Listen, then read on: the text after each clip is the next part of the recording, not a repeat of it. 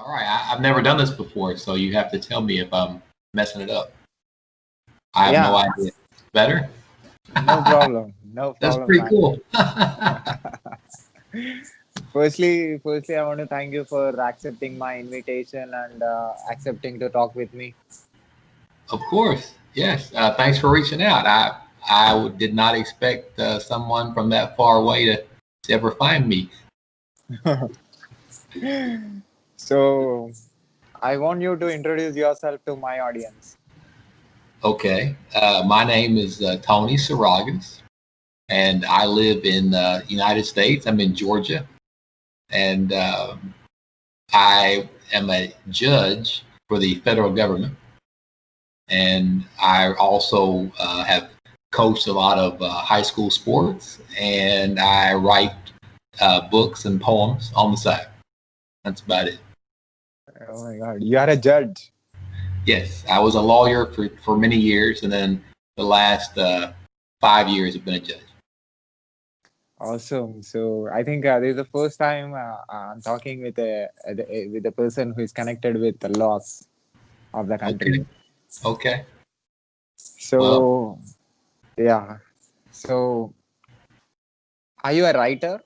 Are you an author? yes, I've written two novels that are published, and I always enjoyed writing. I was a newspaper reporter when I was younger, before I went to law school. So, kind of written my whole life. I enjoy it. So you are into three different jobs, which means you are into the rules and restrictions, what to do and what not to do. And the second job is you are into school. You was a teacher, right? You I did would, yeah, I would, yes, you gave coaching. You as a coach. yes, exactly. I mean, more teaching of sports, but yes, yes. And the Similar. third one is you became writer. You are a writer, and that is a complete different job from both. Yes, yes, that's much more creative. That's more for just my enjoyment and fun, and then hopefully people that read it enjoy it too. So, start from the beginning. What exactly? Can you tell me about three different things that you did in your life, and can you explain it in detail? Those three things that those three jobs you want to know Yeah, about? yeah, three jobs. Well, I try to tie them all together to make it short for your interview, but I guess one job pays the bill. So that's the main job that I do, which was always being a lawyer and then a judge. I did all kinds of different law when I was practicing. As a judge, I primarily now do disability cases. So people come to me and they have been hurt, or they have mental health issues, and they may or may not be able to do their former job, and they're wanting benefits or help from the government. And so I have to decide if they meet the criteria to receive that. That's kind of the work I do now. Before that, I did all kinds of criminal work with uh, people who had broken the law, committed crimes, and did a lot of work with kids. When kids would miss too much school, or they had been neglected or abused by their parents, or they had also committed crimes. So when I did all that work with the kids, that's what kind of got me into sports and coaching.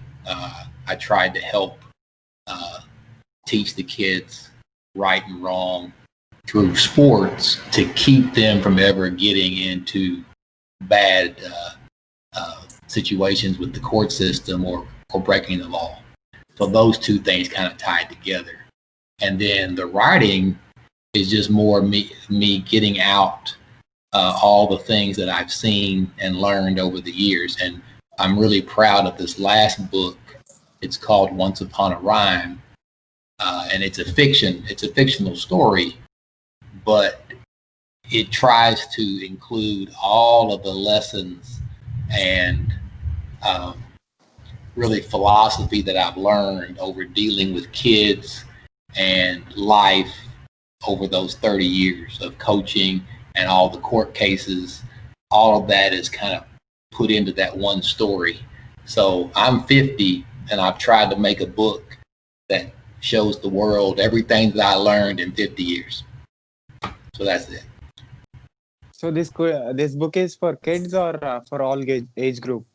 It's for all age groups. It's really it's fiction, but it's loosely based on how I picture the world and how I picture my kids in about 30 years. So I'm deceased. If you had a character in this book that would have been me, it's as if I had just died, and what is left behind, and what they find, and the lessons that I may have given them over the years. So it's just a family going through life over a week, and all the things they deal with death and love and family, and all the lessons are put in there in that one little story. Okay, is that a single family story or it is a family story?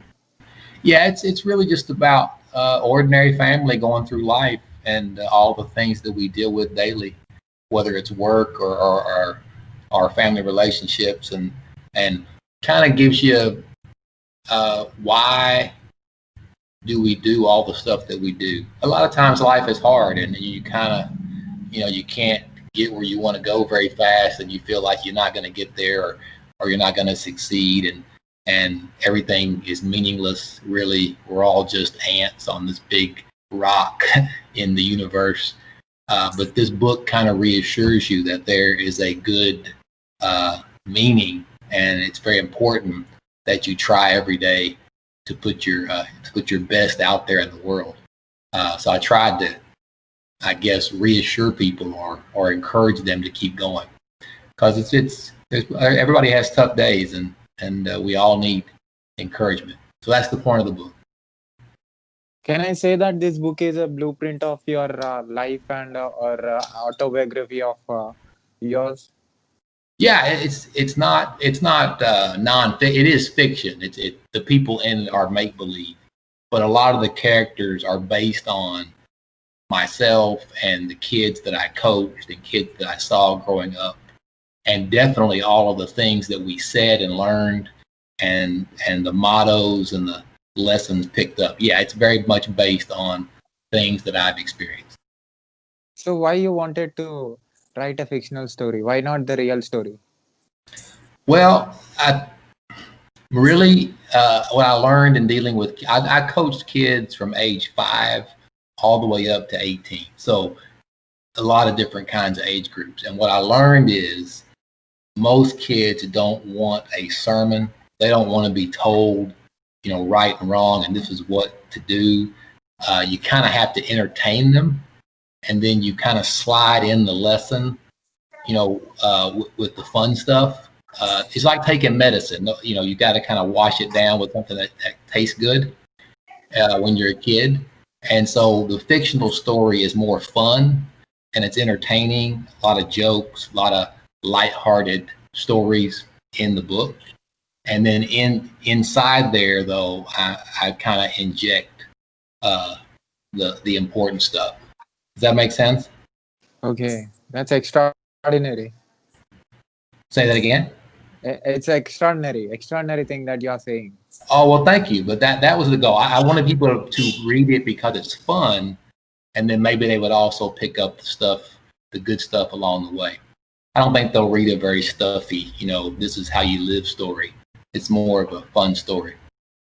So you gave coaching for age group from 5 to 18, right?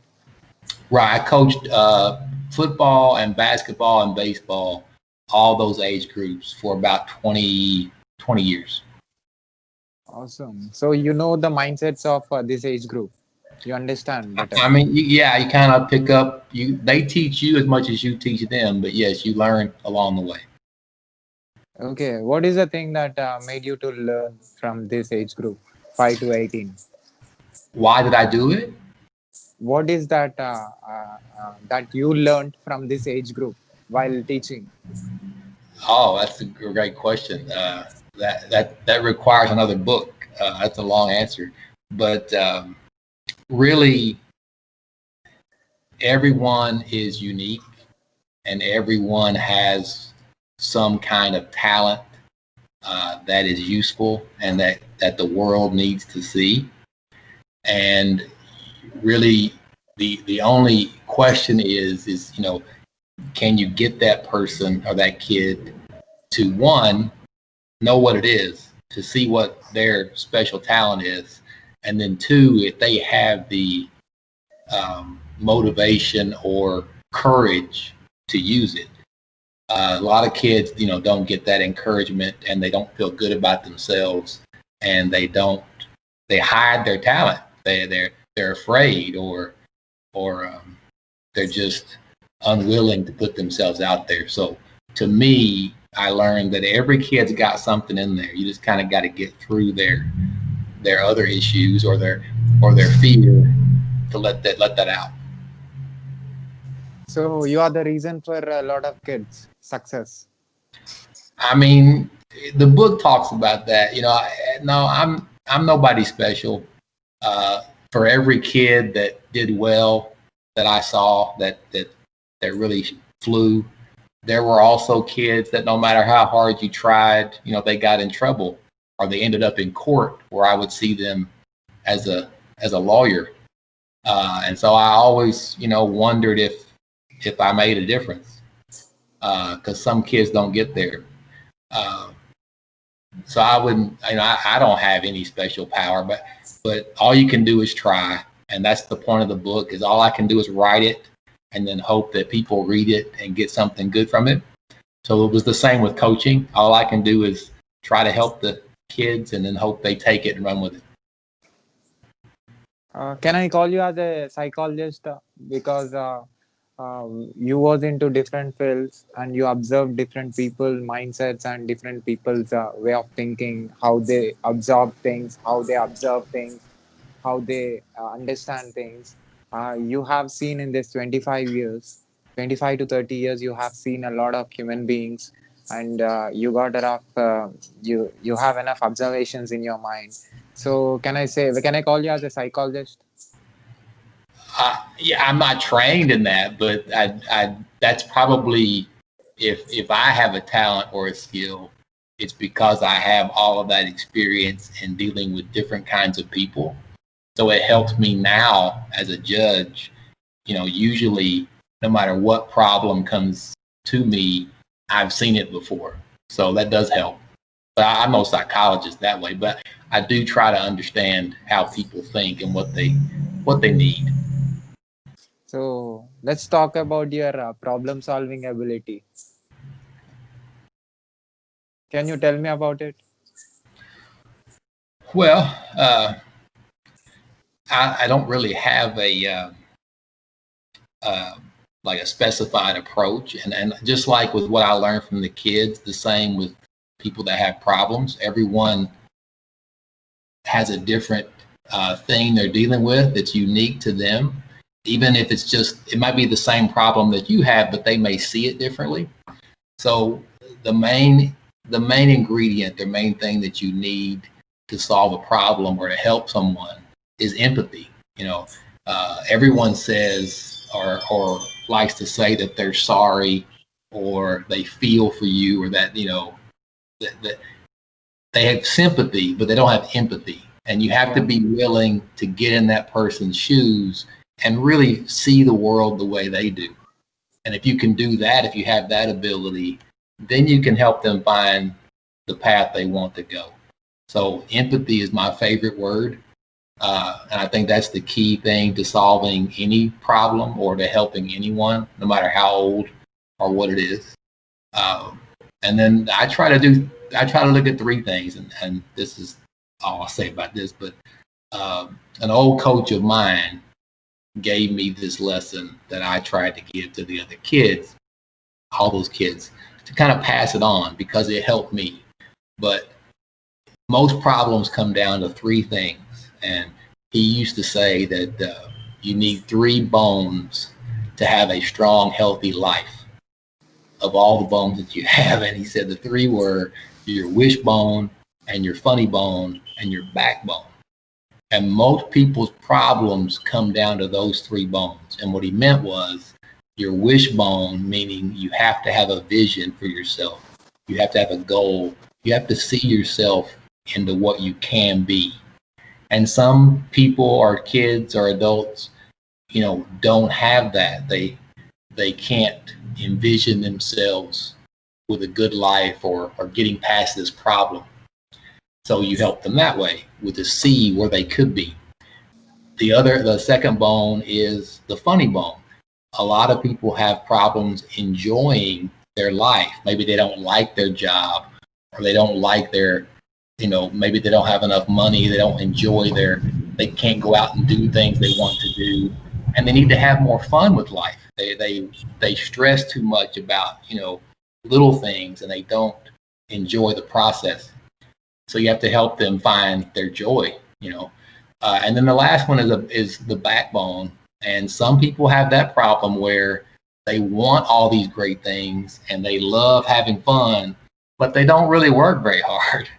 And so sometimes you have to tell them straight up that, you're going to have to put a little sweat in to get where you want to go. So I try to look at those three things when somebody comes to me, and then I try to have empathy to see how they see it. And that's all I can do. As a coach, what you have observed in the kids? Well, I kind of go by those three things. Kids love to have fun, right? That's typically the easiest bone to give to a group of kids, and they love to dream. That's why kids play sports. It's not about. It could be any game. They don't care what it is, but they like to dream that they're going to win, or they're going to be successful or famous or whatever it is, the famous athletes. So they have lots of dreams and they love to have fun. And then if you give them those two things, they'll do anything for you. So they work really hard when you can give them that vision and then that fun. They'll give you all the work that you want, and that's how you motivate them, and that's how they succeed. So it's kind of a give and take between the coach and the kids. So how much success you got as a coach? Say it again. How much success you got as a coach? The success? Yeah. Oh, well, my biggest award in 2004, which would have been 16 years ago, but I was the national U.S. Youth Baseball Coach of the Year across the country. That was probably the biggest personal success that I had. But as far as the team successes, I had so many teams, and we won a lot of trophies and championships. We also had some years where we weren't very good. So I'm not going to bore you with that list, but individually, the best I did as a coach, I was the national coach of the year in baseball in 2004. Okay.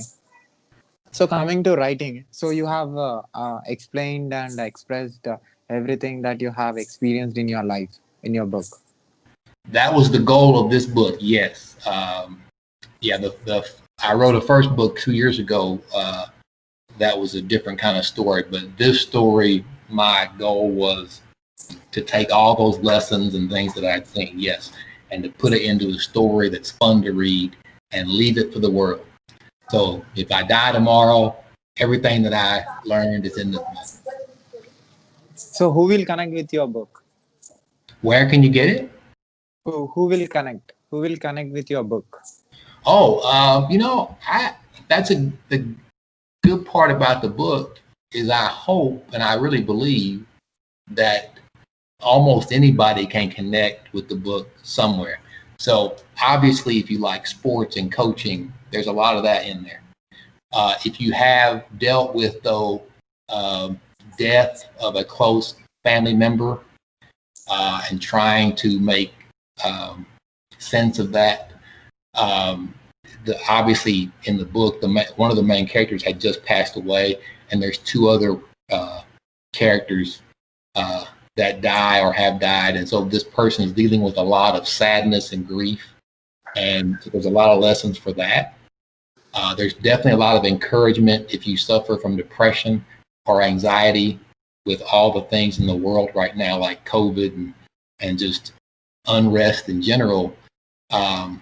It reassures you and reminds you how to deal with that and why you should keep trying and not be overwhelmed by that anxiety and depression.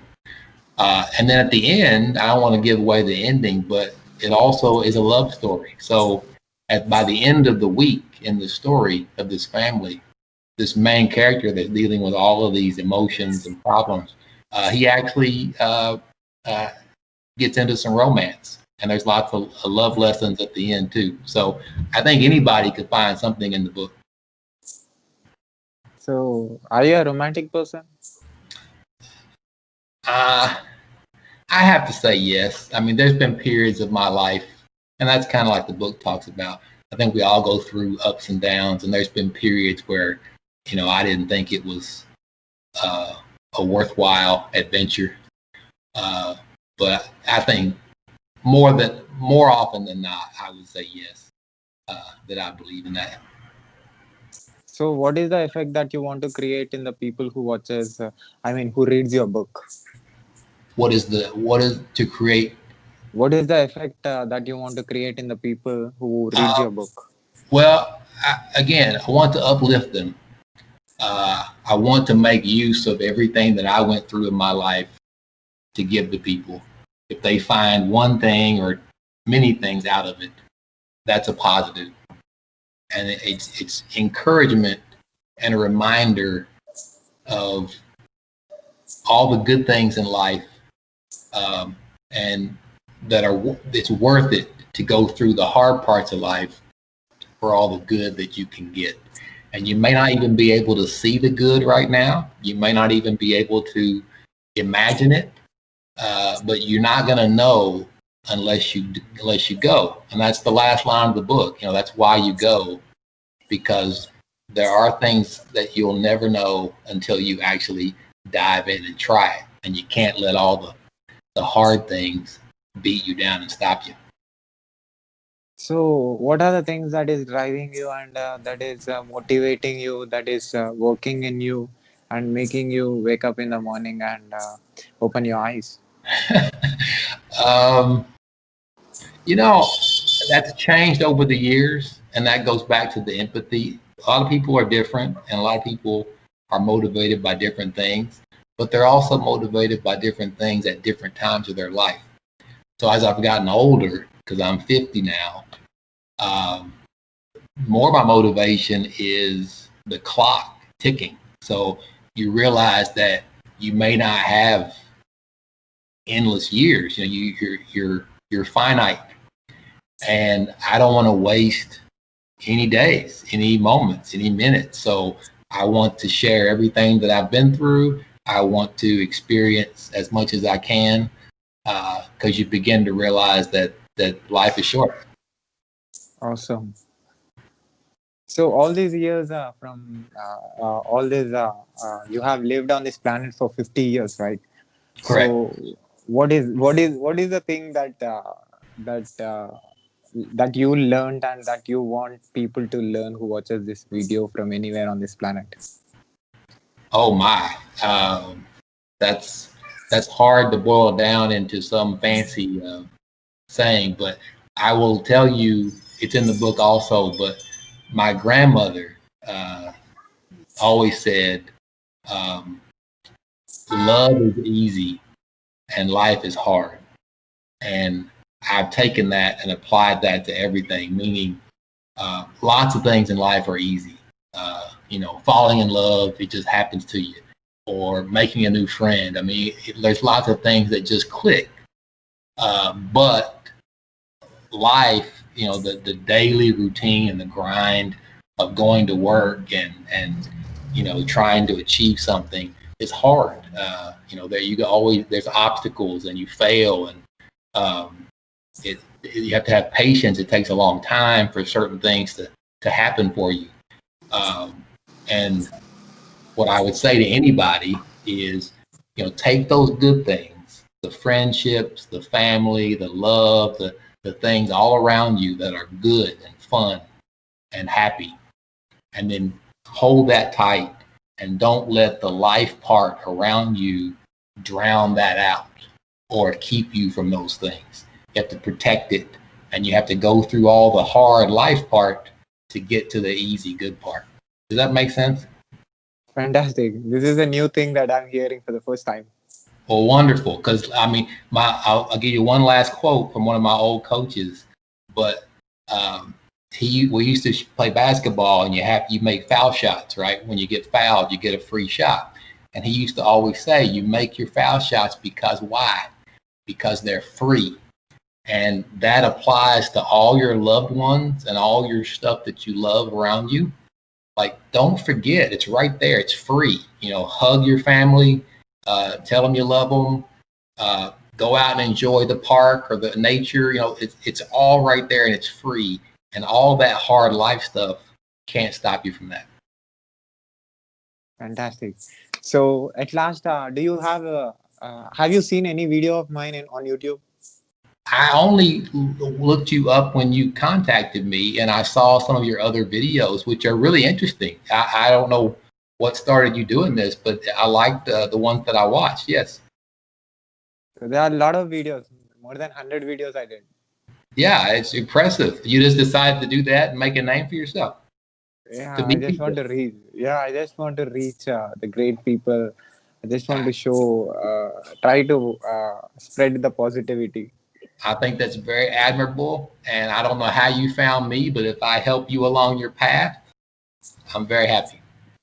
Definitely, because you said some good points, some you that you have experience. The people who watches this video from anywhere, they may not know what you said. Right. They may not experience what you said, so that will Correct. be completely new for them, and that may make them help them in taking a decision, and help them in going in a right path. Well, I hope so, and that's exactly the goal of the book. Is if something that I've been through helps somebody else, great. Here it is. Yeah, definitely. And I respect you for being in different jobs, and doing still being very stiff, and being very confident, and telling about your story in the book. Well, thank you very much. I hope people enjoy it, and I had a great time talking to you. Thanks a lot. If possible, I'll contact you again in the future, so that you can tell some good things to the world. If I can help you anytime, let me know. Thank you so much. My Yeah. pleasure. Yeah. So can I put this video on my YouTube channel with your permission? Of course, of course. Yeah, I'm nobody special. Do what you want. Yeah. Thank you. Thank you so much. Thank you. Have a good day. Take care. Bye bye.